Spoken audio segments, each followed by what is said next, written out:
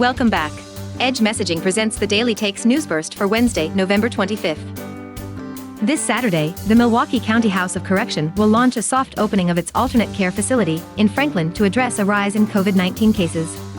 Built in May, the ACF will open one 30-person capacity dorm over the weekend to isolate and treat staff and incarcerated detainees infected with COVID-19. Care for those at the facility will be provided by WellPath, Milwaukee County's contracted provider of correctional health care.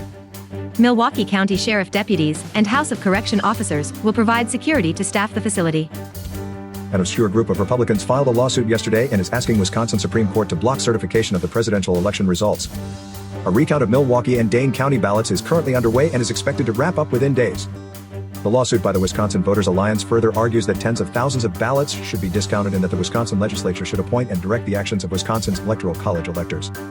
Under Wisconsin law, once the election results are certified on December 1st, the electors, which were chosen in October, will cast their ballots for the declared winner when the Electoral College convenes on December 14th. Former Democratic Vice President Joe Biden defeated Donald Trump in Wisconsin by 20,608 votes. The last-ditch lawsuit claims that more than 156,000 absentee ballots should be tossed out, which would result in Donald Trump winning Wisconsin's 10 electoral votes. Governor Tony Evers today announced Department of Tourism Secretary-designee Sarah Meany is leaving his administration. She will leave her position later this month to take a career opportunity outside of state government.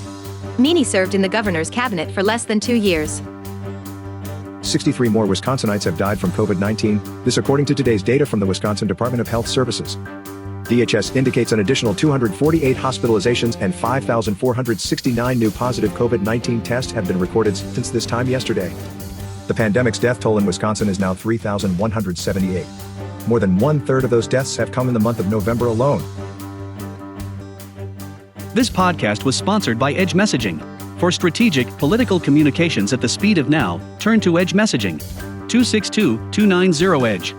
That's 262-290-3343. Or visit edgemessaging.com.